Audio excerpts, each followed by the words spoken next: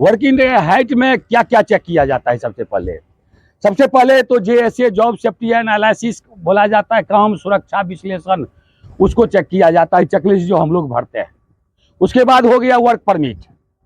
आदमी का physically, mentally और मेडिकली आदमी का शरीर जो है दुरुस्त रहना चाहिए, हर एक टाइप से, शारीरिक रूप से, मानसिक रूप से और चिकित्सीय रूप से। कहने का मतलब बीमारी कोई तो नहीं है। इसके बाद उसको वर्टिगो टेस्ट किया जाता है, हाइट पास का ट्रेनिंग दिया जाता है। ट्रेनिंग देने के बाद उसको हाइट पास दिया जाता है, जो ये आदमी हाइट में काम करने के लिए पूरा फुल तैयार है।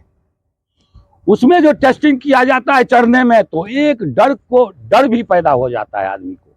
जो फेल हो जाता है तो हो भी जाता है, और वैसे डर भी पैदा हो जाता है। डर के लिए नीचे उतरने के बाद ब्लड प्रेशर चेक किया जाता है। तो वो जब टेस्ट हो गया तो हो गया, ठीक है। जो पास नहीं है हाइट पास, वो नीचे में ही रहेगा।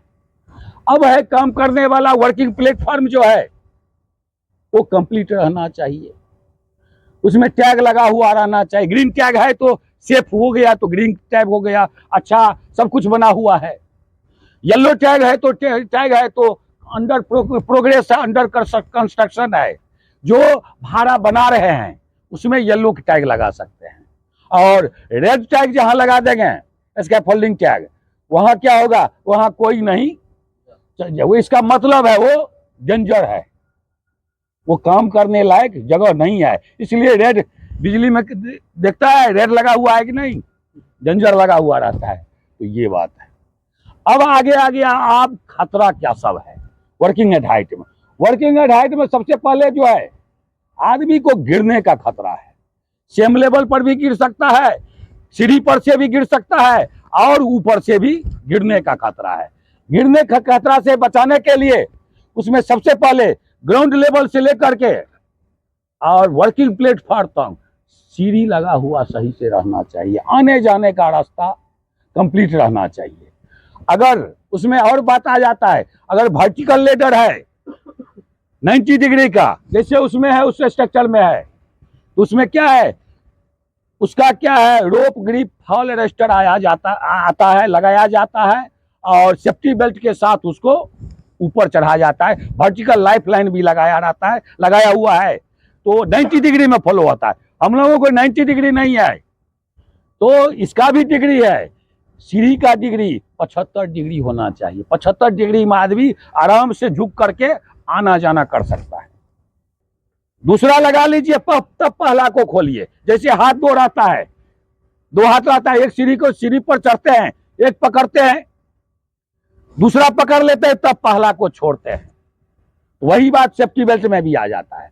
और वर्किंग एट हाइट को जो बोला जाता है, 1.8 मीटर से ग्राउंड सरफेस से लेकर जितना ऊपर जाएगा वो हो गया वर्किंग एट हाइट। तो ऐसा क्यों बोला जाता है 1.8 मीटर?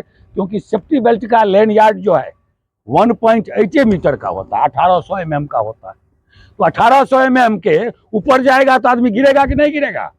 गिरेगा। लेकिन उसका तरीका यह है, सेफ्टी बेल्ट जहां तक हो से ऊपर लगाना, कंधा से ऊपर लगाना। जितना ऊपर लगाएगा उतना क्या होगा, जंपिंग का रास्ता कम होगा, और जितना नीचे लगाएगा उतना जंपिंग अधिक करेगा। तो सेफ्टी बेल्ट लगाने में, जंप करने में भी चोट इधर उधर लग जाता है। इलेक्ट्रोक्यूशन, इलेक्ट्रिकल शॉक लगने का खतरा है।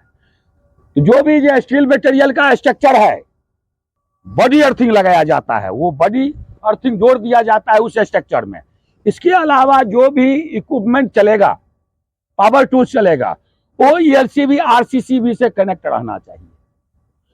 उसका जो है काम का अर्थिंग लगा हुआ रहना चाहिए, ग्राउंडेड होना चाहिए पैनल रूम जो भी है। तो वो सब मशीन, अगर मशीन का फिजिकल कंडीशन ठीक रहना चाहिए, मशीन चलाने वाला आदमी भी ठीक रहना चाहिए, तब होगा, तब इलेक्ट्रिकल खतरा दूर हो जाएगा। PPE आइटम मस्ट है, उसमें बोलने वाली बात नहीं है।